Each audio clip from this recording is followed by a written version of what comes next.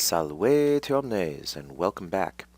This video is going to be picking up where the previous one left off at line 278 in Aeneid Book 4, and is going to be covering lines 279 to 295. So, with that out of the way, let's do this. Okay, picking up and continuing on, let's scroll down a little bit here. At ver Aeneas aspecto mutuit amens. So, but indeed, but truly, Aeneas was mute, was struck mute, was dumbfounded. Amens aspectu, out of his mind at the sight or because of the sight, right? From the sight, okay? It could be an ablative of cause, right? Because of what he had just seen. He was struck mute and out of his mind. Recta horrore comai. His hair stood on end, recti. It's entirely possible if you understand a missing sunt here, as if you want to make it a verb, to go with haisit down here in a kind of a chiastic arrangement. That's totally fine. We just see the participle though, so I'm going to indicate it as going with comai, and we'll just be good.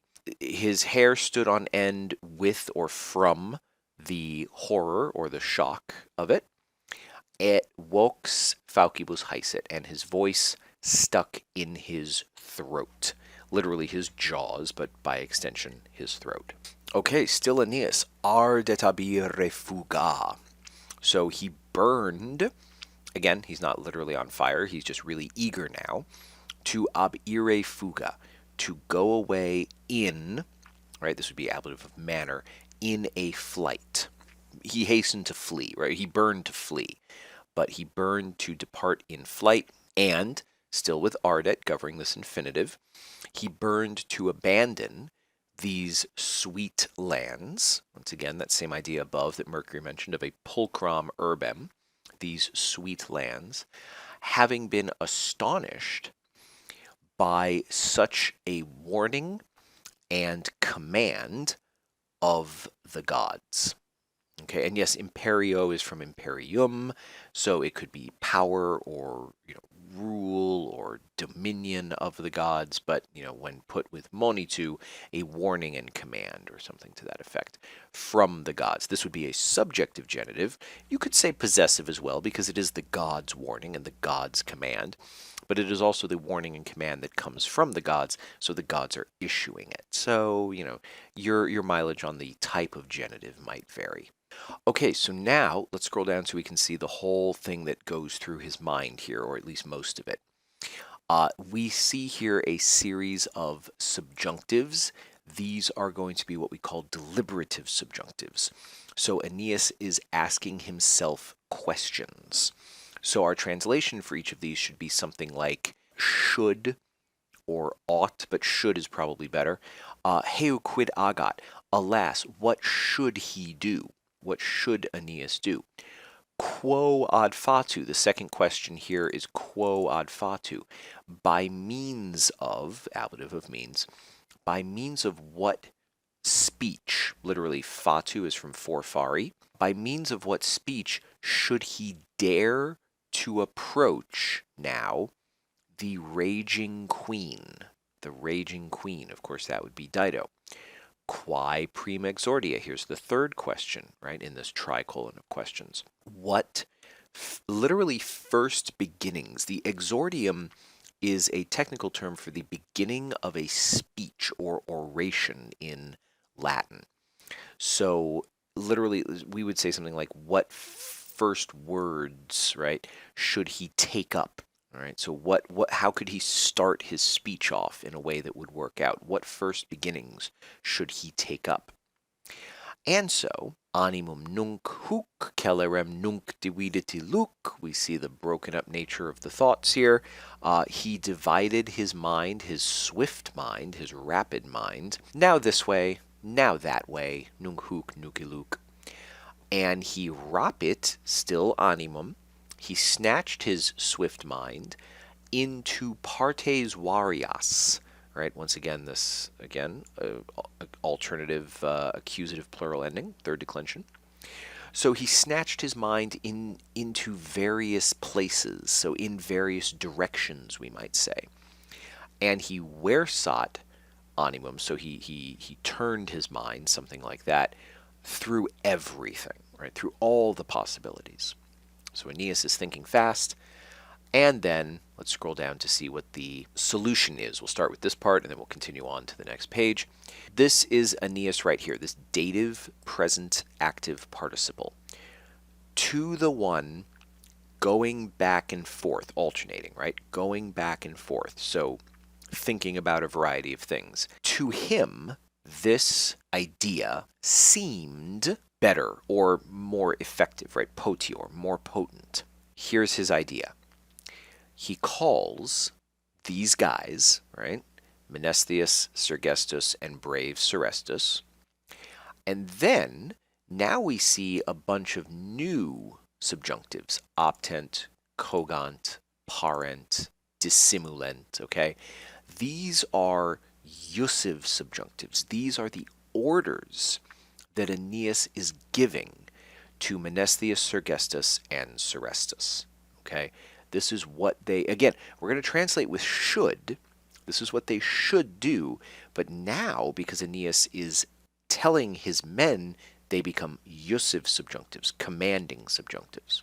So, his men should quietly, taciti, an adjective being used adverbially almost, they should quietly equip the fleet and gather their men to the shore, or on the shore, we could say, and they should prepare their weapons, and now here we have an indirect question which leads to dissimulent, okay? So we're going to start with dissimulent and then read the question.